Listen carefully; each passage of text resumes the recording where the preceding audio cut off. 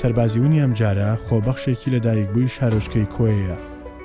ئەو ماوەی 50 ساڵە تەنها وزەی خۆی دەبەخشێت بێ بەرامبەر و بە خۆبەخشی. ئەم جارە داستانی سەرکەوتن و میهرەبانی ئەم خۆبەخشە دەبێتە چیرۆکی بەرنامەی سەربازیون.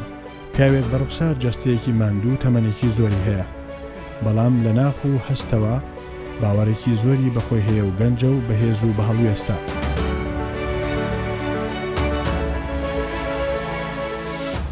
ئەم پیاوە ماوەی 3 ساڵە و لە سەرەتای هاتنی داعش و هاتنی لێشاوی پەنابەران بۆ کوردستان بڕیارەدات زۆرترین کاتەکانی لە کوردستان بەسەربەرێت و لە ڕێگەی هاوکاری جۆرا و جۆرەوە خزمەت بکات. ئەو خزمەتە بریتیە لە هاوکاری پزیشکی و تەندروستی و جلوبەرگ. ئەم کۆمەکەش لە وڵاتی بەریتانیا ئامادەی دەکات کە چەندین تۆنە مادەی جۆرا و جۆرە و لەوێوە دەیگوازێتەوە بۆ کوردستان.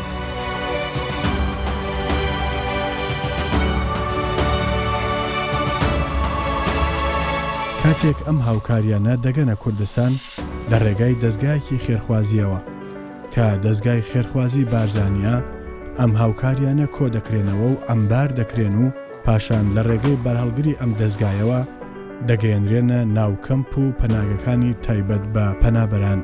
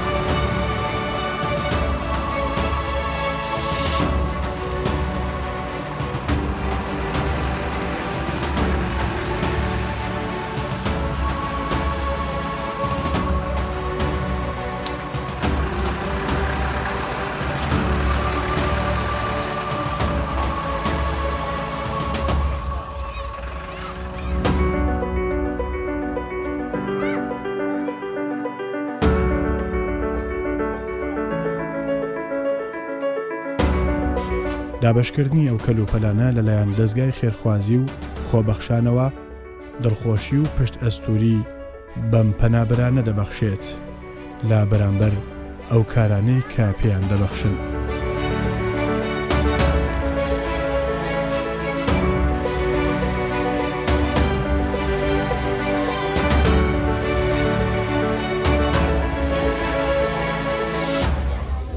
ئەم خۆبەخشە ماوەی 50 ساڵە دەستەکانی لە بەخشین و قاچەکانی لە هەنگاونان نەوەستاون بۆ کاری خۆبەخشی. ئەم خۆبەخشە خۆی و خێزانەکەی سەدان و هەزاران هەنگاو دەهاوێژن بۆ خزمەتکردن بە دۆزێک کە هەموو جیهانی بەخۆیەوە سەرقاڵ کردووە. ئەویش بوونی ئاوارەیەکی زۆرە و ئەم ئاوارانەش پێویستیەکی زۆریان بە هاوکاریە.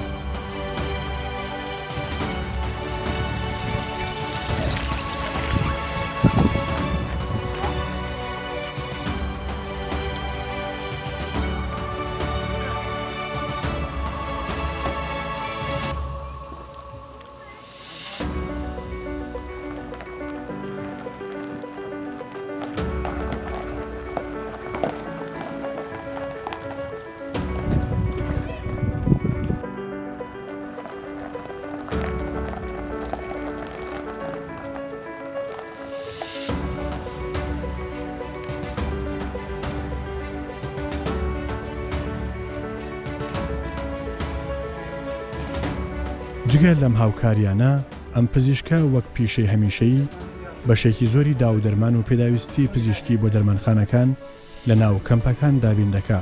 بەمەش بەشێک لە کەم و کوڕیەکانی بواری دەرمانسازی و چارەسەر دابین دەکرێت.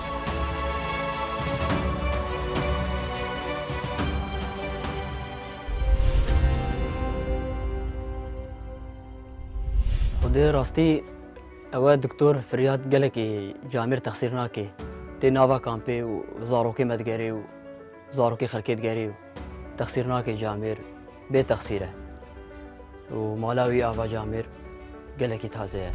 دکتۆر فریار بخێر سلامەت هاتە جەمە حالاتي زاركي ما ميزان أو فحص كرن وداري علاجي واكر درماني واكر وضزبة بخير وسلامت بس هم بنها وليري جبر خوني ويوري كامبي جبر وري داري وضعي وابكي تشا خوني دور دقرن تشي جوا لازم دبي ساعتاي خوش ومتخوازن انه دكتور نديجي ورن ها زاركي مهبن وزاركي كامبي حموجي يعني يه محتاجة علاج بي انه دكتور ورن علاج وابكن كامبا ما بخوا حاجتي الدكتورة يعني دكتورة كي وكوينا قالك مهمج كامبا مرة وضعي كامبا ما قالك ينا خوشا كامبا ما يعني بحاجتي الدكتورة والدكتورة كي يقولوا يعني وري كامبا ما أبتش مرة قالك مهمة وظهروا كما تقريبا هي كامبي بيجي السير بيعني كنا خوش يعني كنا جم دكتوري بدري يعني نين الدكتور يعني انه هي اطفال اولو نين يعني الدكتور كي يقولوا وري جمع قالك جمرة بعد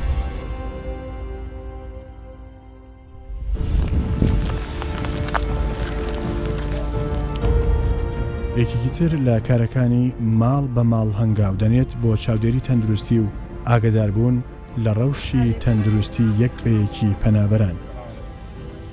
السلام عليكم. خير وعليكم السلام سلامة. فين هذا؟ السلام عليكم. باشا. إن شاء الله.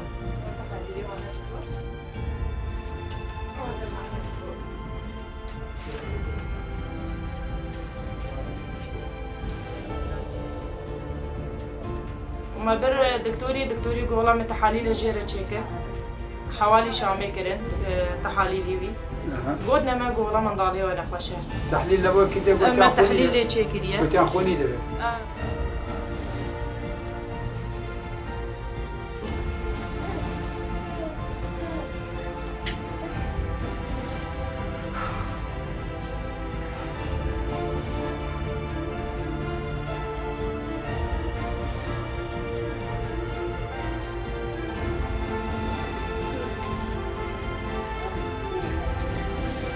كانت مليون شافونا كان تموت متاكده بلا للتشخيص كان ماشي انا وقتي قاعد اعتقد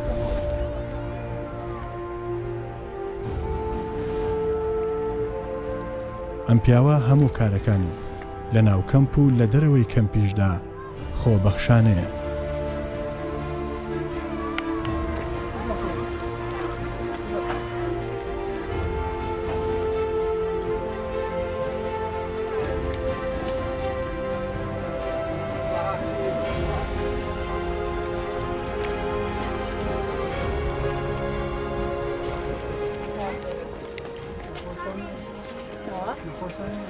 نخشيمة بنونا كل ما هي ودين موينا طبيعية ما صني تريج نعم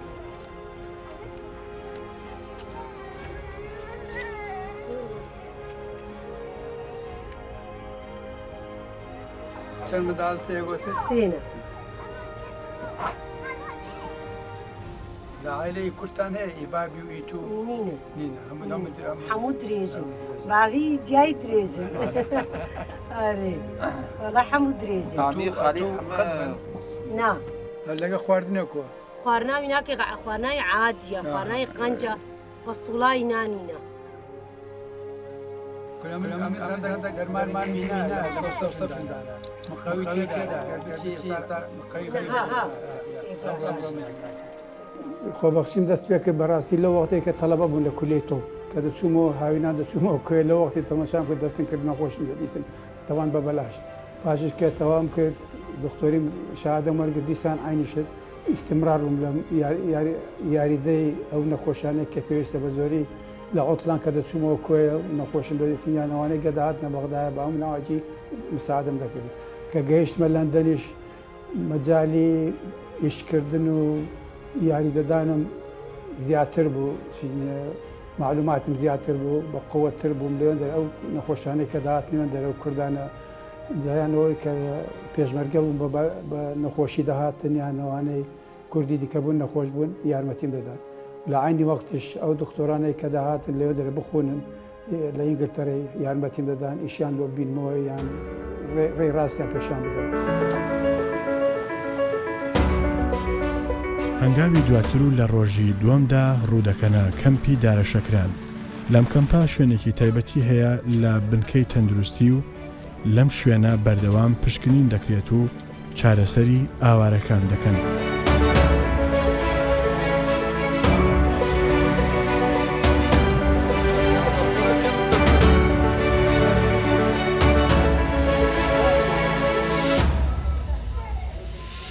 نوێرینگەیەکی کاتیە و لێرەدا نەخۆشەکان دەبینێت. دوای بینینی نەخۆشەکان حاڵەتی نەخۆشیەکەی دەستنیشان دەکات و ڕێنمایی تەندروستی پێدەبەخشێ. ئەم چارەسەریانش هەندێک جار لە ڕێگەی چارەسەری سروشتی دەبێت و هەندێک کاتیش لە ڕێگەی دا و دەرمانەوە چارەسەریان دەکات. هناك كينا فقرة الدم كل زاني الفيديو قلني لك فقرة الدم حبيب أخوان شو نشان هيبة فقرة الدماغي له هذا اصبح أيوة ما في سيزون كونتراست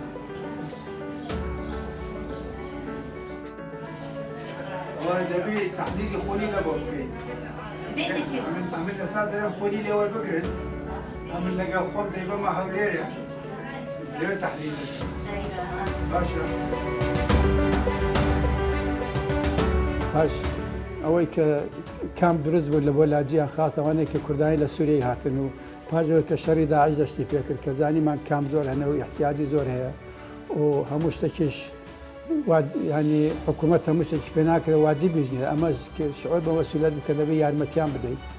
ئەم نیشتەبان علاقەی زۆر کەونم هەیە لەگەڵ شێ عەزیزی کە سەرۆکی دەستگای بەرزانیە لە ڕێگاویەوە زانتانیم بسمە کەمپەکان زیارەتیان بکەم مۆزعەکەیان بزانم وزە پاش ئەوەی کە زانیم چی پێویستە دەستم کرد بە بینهێنانی دەرمان لەگەڵ خۆم و لە بەواستەی دەستگای بەرزانی دەچوومە کەمپۆکان لێ عیادەی لێ بوو عیادەم دەکرد نەخۆشەکانم دەدید ئەو دەرمانانم دەروان دەدانێ و دەرمانی زیادیش دەبوو بەجێم دێشت ئەو دکتۆرانە دیکە لێ دایاندانێ.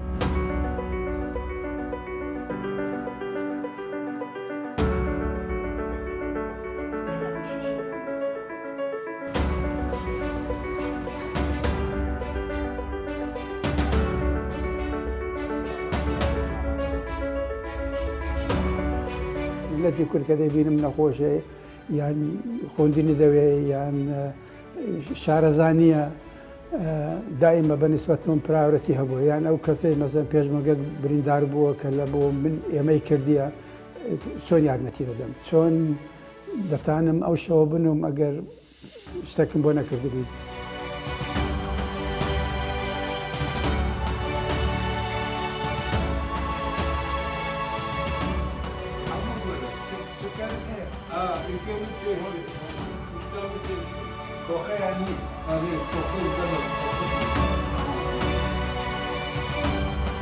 هەرکات نەخۆشیێک پێویستی با چارەسەر و پشکنینی زیاتر هەبێت و لە بنکەکە نەتوانن چارەسەری بکەن ئەوە ئەو کات لە نەخۆشخانەکانی شاری هەولێر چاودێری دەکرێن و چارەسەری پێویستیان بۆ دەکرێت.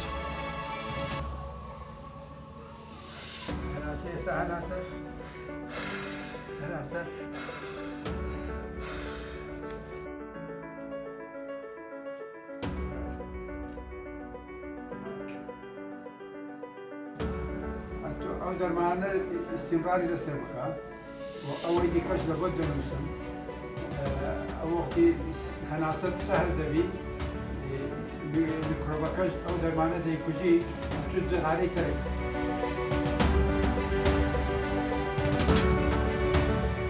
ئەو کارەیە کە کردیمە لە ئەوەلیەوە یانی لە 50 ساڵی زیاترە کە تەلەبە بووم لە توبیە دەچوومەوە کۆیە نەخۆشم فەحەز دەکردم بەجێری معلوماتی هەم بوو کە لە بەغداش تەعین بووم ئیشم هەبوو نەخۆش دائیمە عینێکی یارمەتیم دەدان و گەلەکە بوو داخلی خەستەخانەم دەکرد و معالەجەم دەکردن و بە خۆبەخشی لەگەر دکتۆرەکانی دیکە.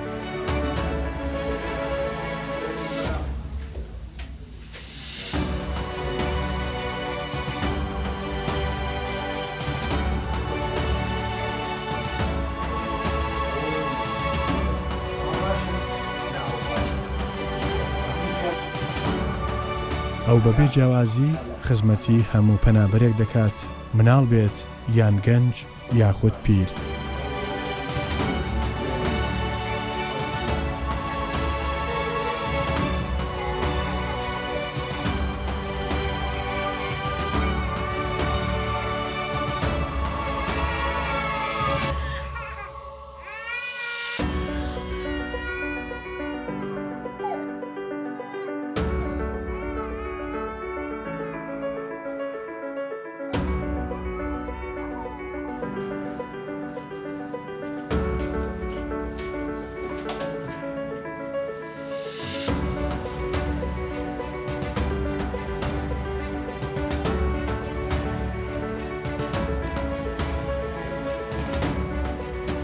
ئینسان زۆر غەمبار دەبی کە ئەو وەزعی دەبینی و ناتانی بە چاکی خزمەتێکی مەفروزە کە بکرێت لە بۆیان بکەیت وەقتیان زیاتر لەگە سەر بکەیت فڕۆساتیا چاتر لە بۆ بکەیت تەحالی لەگە پێویستبی لە بۆیان بکەیت ئەوە دەردێکی گەورەیە من لە جەیەکی شێ دەکەم کە دەتوانین هەموو شتێکی بکەیت لە جەیەکیش کە ناتوانانی زۆر کەمی بکەیت ئەوە یەکەم دووەمی نیشان زۆرم پێخۆش دەبوو ئەگە بتانم دەرماناتی زیاتر بینم چونچینە پێم دەتانم بینم بەس بەو شەرتەی بتانم بیگەێنمە ئێرانە.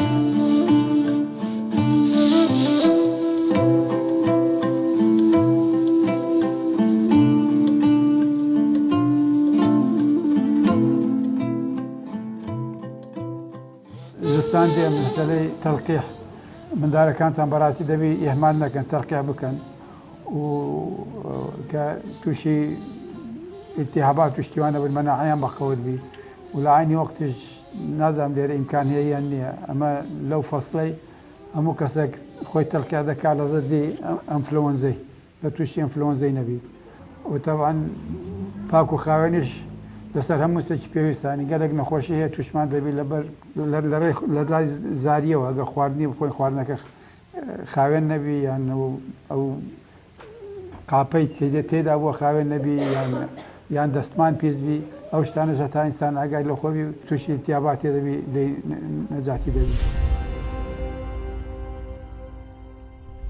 بەتەئەکید یعنی دکتۆر فریات یەکێکە لەوانەیە کە زۆر زرورە ڕێزی لێ بکری. خەڵکی تریش هەیە لەوانە زۆر زیاتر لە من کارەکانی دکتۆر فریادی لا هەبێتن ئەنجامی ئەو کارانە بۆ ئێمە گرنگە وەکو دەستگای خێرخوازی بارزانانی چکو ئێمە هاتووینەتە سەر کولتورێکی دەوڵەمەندی خێرخوازی دەوڵەمەندی خۆبەخشی. Dr. Faryad has been and always. دکتۆر فریاد هەموو کات پیاوێکی میهرەبان بووە و حەزی لە یارمەتیدانی خەڵکیە.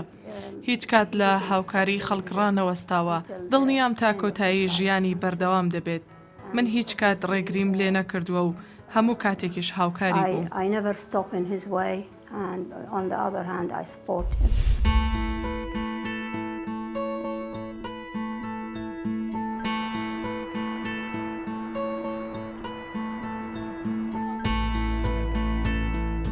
ئەم پیاوە هەموو تەمەنی خۆی تەرخان کردووە بۆ خزمەتکردن بە خەڵکی کوردستان.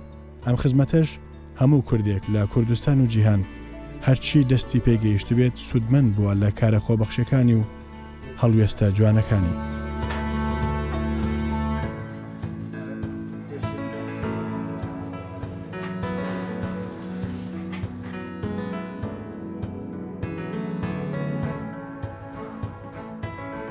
هاوکات لە خزمەت پێگەیاندنی قوتابیانی زانستی پزیشکی و پزیشکانی پسپۆڕ و نەخۆشەکان کۆڵی نەداوە و تا ئێستاش هەر بەردەوامە. بۆردی کوردستانی دروست بوو. بۆردی کوردستانیەوەی کە شادەی بەرز دەداتە دکتۆرەکان لە هەموو اختصاسەکان منیان کردە عضوەکی فەخری لەو بۆردەی کە هەم عینیشت خۆبەخشانە دێم و دەرسیان پێ دەرێم ئەم لە ئیمتیحانێکی اشتراک دەکەم ینی محاولە دەکەم لە هەموو لایەکەوە بەرەو پێشەوە بچین.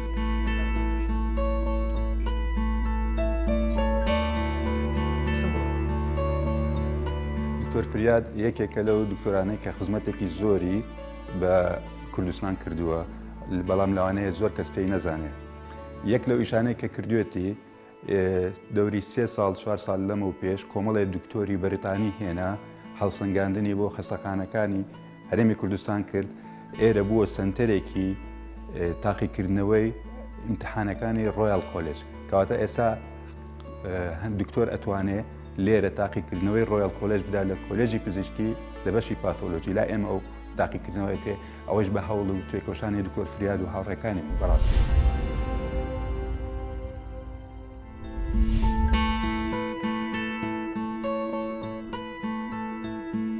پاش مدەدێک بانکی دەولی بینایەکیان دروست کرد لەوە مەصرفی خوێن کە لە هەولێرێ نەبوو کە بیناکە دروست بوو بە بەختانەوە دەرم دکتۆر وشاری یاسینیان تەعین کرد بتە مدیری ئەو مەصرفە ئەوەی ئینسانێکی زۆر مخلص و زۆر باش بوو وەلەو اختصاصی ویش نەبوو بەس داوای نسیحەتی کرد داوای یارمەتی کرد منیش بۆ خۆبەخشانە بە هەموو نەوەکی لەگەری ڕۆیشتم بوو فێرم کردن کە چۆن دەبێت چۆن ناوی ئەوانیش تەجاوبێکی یەکجار باشیان هەبوو وامان لێ کرد ئێستا بانکی مەصرفی بانکی خوێنی هەولێرە لە هەموو عێراق مقابلی نییە و ئینشاڵڵا بەرەو پێشتریش دەچی. حکومێندێ پێشترمە پەیوەندیت گەلوی دکتۆرێ بەڕێسا بوون بۆیە دەست پێکە دامەزراندنەوە وێ سنتەرێ و یەکەم ڕۆژ مە پەیوەندی پێوەکر و وەکو مشرف علمیەکێت گەلمە شورکردی هەتا vê لە حزێژی.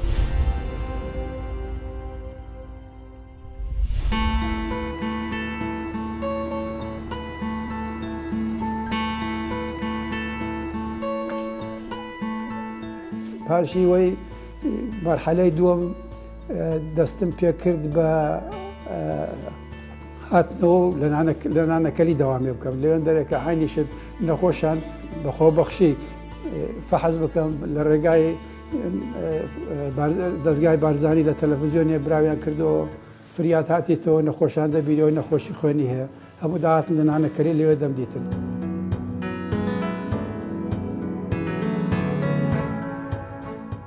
دکتۆر فریاد هەوێزی لەگەڵمان بەردەوام بوو بە سەردانی چەند جارێک سەردانی کردین چەند نەخۆشی هات دیتی هەروها لە بەشی تاقیگەش یارمەتی زۆری داینە لە پرۆتۆکۆلە تازەکان هەمووی ئەپدەیت کردێت چەند جارێکی بەشداری کردیە یان لە کۆنفرانسەکان یان وای چەند سیمینارێکی بۆ کردینە محازەراتی دایتە پزیشکەکانمان بۆ ئەوەی خۆیان پێش بخەن لە بواری باڵێن لە بواری زانستی نوێ لەسەر نەخۆشیەکانی شێرپەنجە بە تایبەتی نەخۆشیەکانی خوێن. دکتۆر فریاد وەکو پردێکی لێ هاتووە یعنی هەر دکتۆر فریاد نییە ینی بۆ دکتۆرە خۆبەخشەکان وەکو باوکێک وایە ئەوان وەکو ئیشەکەی خۆی ئەو بەردەوام کۆنتاک دەکات بەو دکتۆرانە بە تەڵەبەکانیەوە ئەوانەی کە قوتابی ئەو لە دەرەوەی وڵات بە تایبەتی لە بریتانیا و هانیان دەدات کە بێنەوە کوردستان کاری خۆبەخشی بکەن.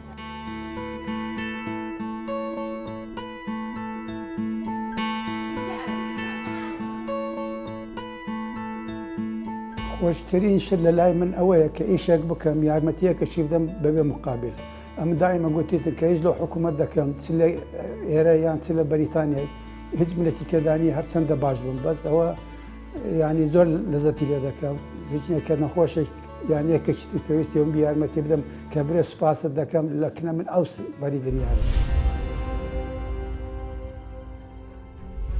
دکتۆر فریاد هەموو ساڵێ چەند جارێ هاتۆتەوە کوردستان لە شارەکانی کوردستان گەڕاوە بێ بەرامبەر یارمەتی نەخۆش و ئەوانەی پێویستان بە یارمەتی بووە داوێتی. خۆی قسەیەشی لەسەر دکتۆر هەیە کە لە کۆیە ئاون دکتۆرە بەلاشەکە کە قەت پارەی لە هیچ کەسی وەرنەگرتووە دایمە بە خۆبەخشی ئیشی کردووە لەبەرەوە ئێمە هیوادارین وێنەی ئەو سەربازەون بۆ کە دکتۆر فریادە لە کوردستان و لەناو کورددا زیاد بێ و ئەوە بێ بە نمونەیەک بۆ ئەوانی تر. ئەمە خەڵاتی بەرنامەی سەربازی ونبوور لە کەناری کوردستان 24 کە پێشکەش بە دکتۆر فریاد دەکرێت لەلایەن دەستگای خێرخوازی بارزانیەوە بۆ خزمەتانەی کە کردوێتی لە خزمەتی ئاوارە و ئەو کەسانێک کە پێویستیان بە یارمەتی هەبووە لە ژیانی دکتۆریە فەرموو دکتۆر.